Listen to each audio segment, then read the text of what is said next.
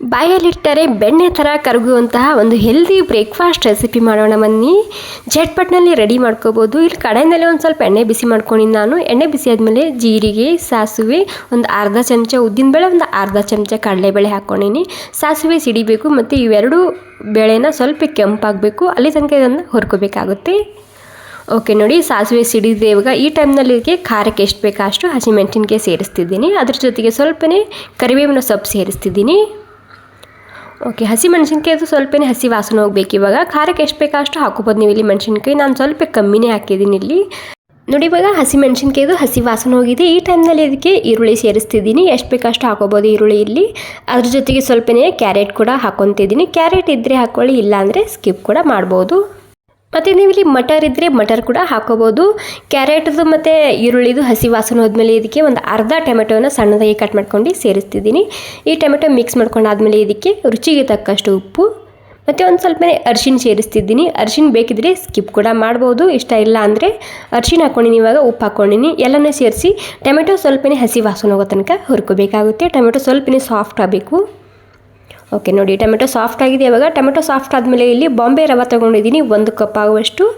ಈ ರವಾನ ನೀವು ಮೊದಲನೇ ಸಪ್ರೇಟಾಗಿ ಹುರ್ಕೊಂಡು ಕೂಡ ತೊಗೋಬೋದು. ಬಟ್ ಈ ರೀತಿ ಹುರಿಯೋದ್ರಿಂದ ಟೇಸ್ಟ್ ತುಂಬಾ ಸರಿಯಾಗಿ ಬರುತ್ತೆ. ನಾವು ಮಾಡುವಂತಹ ಈ ಹೆಲ್ದಿ ರೆಸಿಪಿ ಸರಿಸುಮಾರು ಮೀಡಿಯಮ್ ಗ್ಯಾಸ್ನಲ್ಲಿ ಒಂದು 3ರಿಂದ 4 ನಿಮಿಷ ಅಥವಾ ಪೂರ್ತಿಯಾಗಿ ಹಸಿ ವಾಸನೆ ಹೋಗೋ ತನಕ ಅಥವಾ ಘಮ್ ಅಂತೇಳಿ ಪರಿಮಳ ಬರೋ ತನಕ ಇಲ್ಲಿ ರವಾನ ಹುರ್ಕೋಬೇಕಾಗುತ್ತೆ. ನಾವಿಲ್ಲಿ ರವಾನ ಎಷ್ಟು ಸರಿಯಾಗಿ ಹುರ್ಕೊತೀವಲ್ಲ ಅಷ್ಟೇ ರುಚಿಯಾಗಿ ಬರುತ್ತೆ ಈ ರೆಸಿಪಿ. ಇವಾಗ ನೋಡಿ, ಪೂರ್ತಿಯಾಗಿ ಬಿಡಿ ಬಿಡಿಯಾಗಿ ರವಾನ ಹುರ್ಕೊಂಡಾಗಿದೆ. ಇವಾಗ ನಾನು ಈ ಕಪ್ಪಿಲೆ 1 ಕಪ್ ಆಗುವಷ್ಟು ರವೆ ತೊಗೊಂಡಿದ್ದೆ ಅಲ್ವಾ. ಸೊ ಇದೇ ಕಪ್ಪಿಲೆ ಒಂದು 5 ಕಪ್ ಆಗುವಷ್ಟು ನಾನಿಲ್ಲಿ ಫುಲ್ಲು ಕುದಿಯುವಂತಹ ನೀರು ಸೇರಿಸ್ತಿದ್ದೀನಿ. ಎಲ್ಲನೂ ಒಮ್ಮೆನೇ ಹಾಕೋಬೋದು, ಇಲ್ಲೇನು ಗಂಟು ಆಗೋದಿಲ್ಲ. ಇಲ್ಲಿ ಬಿಸಿನೀರೇ ಹಾಕೋಬೇಕು, ತಣ್ಣೀರು ಹಾಕೋಬಾರ್ದು ಇಂಥ ಟೈಮ್ನಲ್ಲಿ.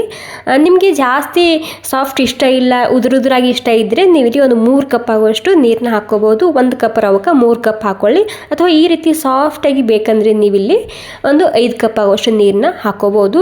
ನೀರು ಹಾಕಿದ ಮೇಲೆ ಜಾಸ್ತಿ ಮಿಕ್ಸ್ ಮಾಡಬಾರ್ದು. ಹಾಕಿದ ಮೇಲೆ ಒಂದು ಸ್ವಲ್ಪ ಮಿಕ್ಸ್ ಮಾಡ್ಕೊಂಡಿದ್ದಕ್ಕೆ ಒಂದು 2-3 ನಿಮಿಷ ಹಬೆಯಲ್ಲಿ ಬಿಟ್ಟಿದ್ದ. ಕೊನೆಗೆ ಇದಕ್ಕೆ ಕೊತ್ತಂಬರಿ ಸೊಪ್ಪು, ಒಂದು ಅರ್ಧ ನಿಂಬೆಹಣ್ಣಿನ ರಸ ಸೇರಿಸ್ತಿದ್ದೀನಿ.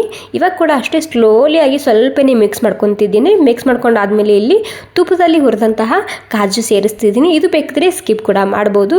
ಬಟ್ ಈ ರೀತಿ ಒಗ್ಗರಣೆ ಮಾಡೋದ್ರಿಂದ ತುಂಬಾ ರುಚಿಯಾಗಿರುತ್ತೆ ಈ ರೆಸಿಪಿ.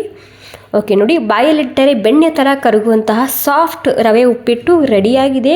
ನೀವು ದಿನಪೂರ್ತಿ ಇಟ್ಟರೂ ಇದೇ ರೀತಿಯಾಗಿರುತ್ತೆ ನೀವಿಲ್ಲಿ.